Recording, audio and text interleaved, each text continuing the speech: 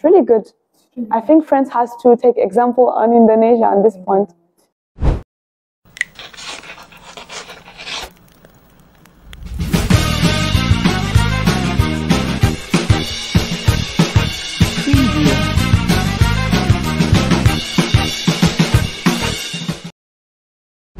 Hello, good morning everyone. Good morning. Clara De Carvalho. Yeah. Isn't I spell your name correctly? Yeah, really good. Perfect. Yeah, so is it okay for me to call you Clara? Of course. Okay, so you have been spent like almost a month here as a volunteer in Merchantman Politeknik of Sumatera Barat, correct? Correct. So before going to start our podcast, I would like to ask you, what is your impression about this program? Like how do you think about the cadets, the employee, the vibes, and the environment here?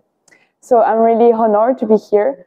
For me, it's such a pleasure to be here, to meet the cadets, to meet the staff, all the officers. Everyone is so nice to me, so respectful, and yeah, I'm so happy to be here every day. It's a good pleasure to teach English with cadets, to speak with them. We made a lot of activities, so I'm also really happy about my time here. So you have been doing lots of things. Yeah. For example, the paintings like behind us. Exactly. The paintings that you done with the cadets in the painting class. It was really good. I heard all of the cadets are really happy for their existence here. So, we are going to do the podcast regarding to the transportation in France and Indonesia, and I would like to share some the minds of the transportation in our both of our country. So. First question to you, how is your impression or what are you thinking about the transportation in France itself? I think the transportation in France is developed, so we have many ways to move in France, cars, train, a bus, and even plane, even to move into France. But still, of course, improvement to do on some point. So, what is the biggest problems that you ever find in France related to transportation? May I know about that? Of course. I think the main problem, it will differ with the type of transportation. For example, with the train, I think the biggest problem that is faced is the price. It's really expensive for the government to create new train or new way to use train to move to other city. And the price starts to be really high for French people, so it's really hard now to displace by train. Okay, so I think it's a little bit have like a contradiction in Indonesia, since we know that the train cost in Indonesia is really cheap. Yes. For 2 hours road, you can only spend 0.2 euros for that. Yeah, it's really cheap. Yeah, but also there's a little bit disadvantage of the train, since like in the rush hour, for example, working hours from 6 a.m. to 7 a.m., they are really crowded. So they try to go inside the train, like everyone's going to go there, and it's going the same way when they are going off work. Is it happens also in France? Of course, yeah. During the rush hour, the trains are full. Even the public transportation like metro, bus are full. Sometimes it's even not possible for me in Dijon, my city, to come into the bus when there is too many people at the rush hour. So public transport are also crowded in France. Don't worry, it's also the case. And even for the train, I think if you take a train from Paris to another city at rush hour, it will be full. Yeah. Okay. So do you have any idea what makes the train costs really expensive in France? Why is it happening? I think because when you build a train and you build, the path to put the train on, it's really expensive. Like the government spends a lot of money, and I think the business that handle it. So in France, it's called SNCF. They try to, get back the money that they invest, so they put the tickets more. And also in France, we have a lot of tax about the train, so the tax is an important percentage of the price. I think that's the biggest problem. Okay. Yes. But then still a lot of people choose train as a transportation. Yeah. Still. So it means that the percentage of the transportation public transportation in France is really high. Yeah. It's a little bit have a contradiction in Indonesia also, since we all know that in Indonesia they prefer to use private transportation instead of the public one. Okay. So like the traffic jam in Jakarta is no joke. It's really a lot. It's crowded. Because the people try to use the private transportation instead of the public one. For example, car and everything. So in France, is it not happening, like the traffic jam and everything? Traffic jam is also important in France. I would say in big city like Jakarta. For example, in Paris, traffic jam is unbelievable. It's for hours and hours of traffic jam. And most of the time it's during rush hour. So in the morning at 8, 9, and 10 a.m. And it would be maybe more around 5, 6, and 7 p.m. after people leave the work. But it's also a big problem in big city like Paris, Lyon. It's the second city in France that is the most people inside. The traffic jam is really a big problem. A lot of, Okay. So talking about the problems that we are having, actually I would like to give you some information because Indonesia tried to like solve that problem by adding more train, so the people are like it's easier for them. Yeah, something like that. So is it happen also in France? I mean, like what kind of effort that the government used or the government doing to solve all of that problem? I think France is doing the same than Indonesia. They also try to reduce the traffic jam in the road by car by saying to the French citizen, look, you have public transport like bus, like metro. They try to create new way to move, but in Paris, for example, it's really complicated because even the public transport are not that good. It's really crowded. So even if the government say, okay, try to limit your use of car and go to public transport like metro, it's still complicated because metro is also full and sometimes it's really complicated to go. Is it also like that for Jakarta? Like, yeah, it is. It is. Oh. It happens a lot everywhere, I think. It's a like common problem that everyone feels. Yeah, exactly. Also, do you have any like transportation improvement in France that you think it's really good? You think it's really advantage for us, for you guys as a citizen in France? Do you have development that you are like you think it's good for you to feel? Yeah, I think the French government try a lot to invest in public transportation, to have new bus, new metro, to be in better environment when we take public transport or the train. Especially because of the Olympics game. Maybe you heard about Olympics game in Paris, of course. And so as we will have a lot of tourists, the French government decided to renovate a lot about the public transport. So they did a lot of work and it was a lot of money, but they really tried to improve like that. Yeah. Also, I want to tell you fun facts about the transportation in Indonesia. Okay. If you think about bus, it might come to your mind like the wrong bus. You need to pay with money, right? Or with card. But in Indonesia, we have this one bus. We call it Surabaya bus. It's like the bus in my city. They use plastics to pay. Really? So it's a good program because it's reduced the pollution. Yeah. Because we pay it by plastics. Oh my God. It's really good. I think it's such a good idea because, you know, environment is also a big problem at the moment. We have to try to limit our pollution. And I think France also try a lot to limit their, how can I say, pollution in France. So I think it's really good idea to use plastic that you can recycle and not pollute the nature. It's really good. I think France has to take example on Indonesia at this point.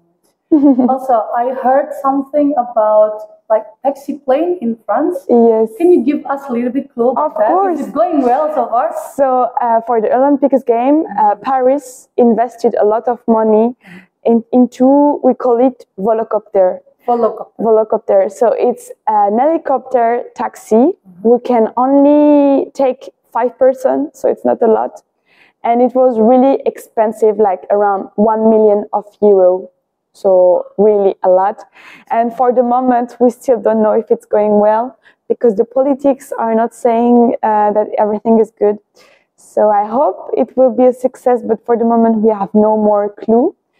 But yeah, they want to create some new taxi, new way to move in Paris, to go from a point A to a point B by helicopter. So it would be crazy. Sorry, but so you mean it's a car, but they can fly like a plane? Or no, it's helicopter. It's an helicopter, but like a taxi.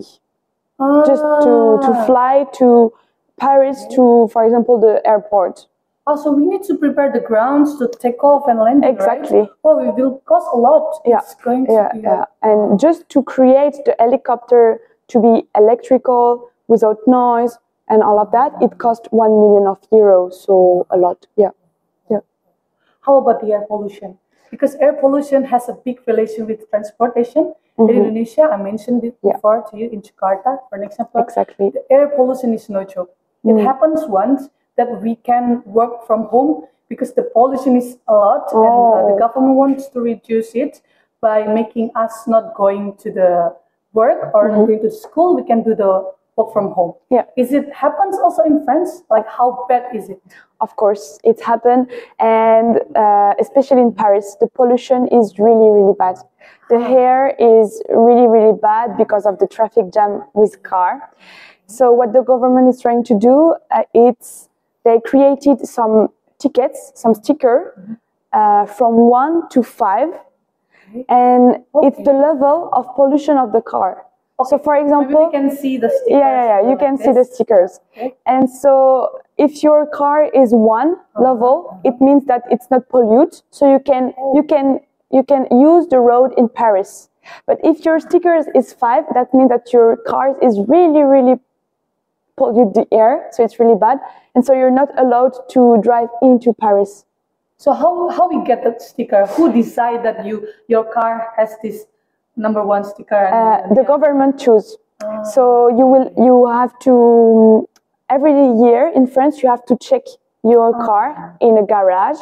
They check if everything is okay, and at this moment they determined if the car is doing a lot of pollution, a lot of gas or not. And then you have to pay I think around 10 euro to have the stickers, but it's mandatory. If you don't have the sticker in Paris, you get a fine. You have to pay money to the police because you don't have the sticker. So it's what government tried to use to limit the pollution in Paris. Parisian was not happy, but maybe it's helping a lot. I don't know for the moment. Yeah. We don't have that kind of system in Indonesia. I think it's good for us to implement it here also. Yeah, could be. Yeah, cool. Yeah. But like for example, I have like the sticker like number 5 in my car. So am I not allowed to go by my car? Something like you're not allowed to go into Paris with your car. So you can go, but if the police catch you, then they will give you a fine. So you need to pay, and it's most of the time it's quite expensive. That's why people have tried to buy new cars that are less polluting, like electric car, for example, to reduce pollution. So I think it's working in a way, but also, some people don't have the money to buy a new car, so it's also bad for them because they don't choose the pollution level. Yeah, I think everywhere public transportation is like much better. Yeah. Also, we have discussing about transportation in land, train, bus, even like taxi, helicopter taxi. So we would like to mention about the sea development transportation, like a ship and everything. Is it famous in France? Since we are maritime country, so of course we have lots of maritime sector for the transportation. But how about in France? In France, as we have our own country only in one land, we don't use that much the boat, the ship. But France has also an island that is called Corsa, and so if you want to move to the French land to Corse, you use a boat.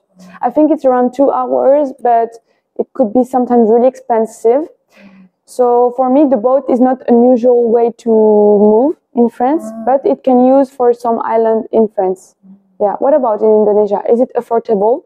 Yeah. We use a lot of ship also. For an example, if we go to Batam, one of the cities in Indonesia, to go to Singapore, we can use like ferry, you know? Okay. Ferries. Yeah. We can use ferries, and it doesn't cost a lot also. That's good. Yeah, that's good. But as you know, like amongst another transportation, I think ship has like bigger amount of the time to go, you know.